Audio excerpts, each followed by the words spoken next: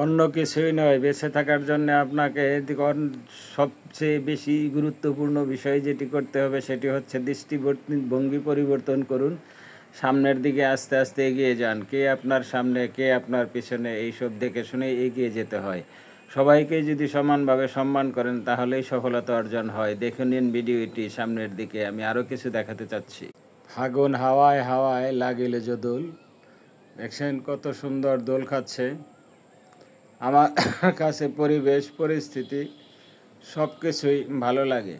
যাদের গরম ভালো লাগে না, এরকম সুন্দর প্রাকৃতিক পরিবেশে বারান্দায় বসে বসে আপনি সুন্দর সুন্দর ভিডিও তৈরি করবেন এবং আরও সামনের যে সবুজায়ন আছে এগুলো দেখলে আপনার মন ভরে যাবে। ফেসবুকও কিন্তু আপনাকে বলেছে যে আপনি চেষ্টা করবেন সবুজের মাঝে থাকার জন্য। আপনার প্রফেশনাল ড্যাশবোর্ডটি যেহেতু লাল এবং সবুজের খেলা, এখানে আপনি আপনার প্রফেশনাল ড্যাশবোর্ডটি যদি সবুজ রাখতে চান তাহলে অবশ্যই সবার সাথে এঙ্গেজ হতে হবে, মিলেমিশে কাজ করতে হবে। যতই মিলেমিশে কাজ করবেন এরকম ঠান্ডা হাওয়ায়, ততই কিন্তু আপনার মন ফ্রেশ থাকবে। আপনার যত মন ফ্রেশ থাকবে ততই কিন্তু ফেসবুক আপনাকে সফলতা এনে দিবে। এঙ্গেজ থাকার জন্য অবশ্যই আপনার সবার সাথে মিলেমিশে কাজ করবেন। দেখেছেন গাছের পাতাগুলোর কী রং, একদম যেটা সেটার কি কালার, পরেরটার কি কালার, পরেরটার কি কালার। কালারগুলো অবশ্যই কমেন্ট বক্সে আপনারা জানিয়ে যাবেন। কত সুন্দর একটি পেঁপে গাছ। এই পেঁপে গাছের যখন পেঁপে ধরবে আর কয়েকদিন পরে, তার দাওয়াত রইল আপনাদেরকে। এরকম অনেক কিছুই আছে, আম জাম কাঁঠাল, কত ধরনের গাছ এখানে আছে সেটা আর বলতে চাচ্ছি না। আপনারা শুধু দেখে কমেন্টসে বলে যাবেন। আর ওই ফসলের মাঠ, এই ফসল কিন্তু কয়েকদিন পরেই ঘরে উঠবে। সেই ফসলের নবান্নের দাওয়াত রইল, আপনারা সবাই চলে আসবেন।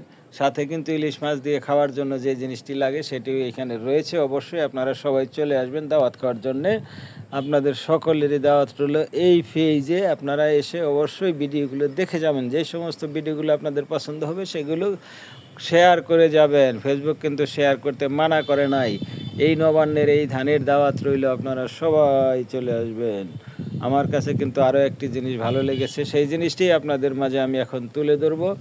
একটু মনোযোগ সহকারে কষ্ট করে দেখে যাবেন। যদিও কচুরি পানা, কিন্তু এই পানার ফুলগুলি খুবই সুন্দর এবং মনোরম পরিবেশে কত সুন্দরভাবে ফুটে আছে। কচুরি পানা কিন্তু অনেক উপকারী একটি জিনিস।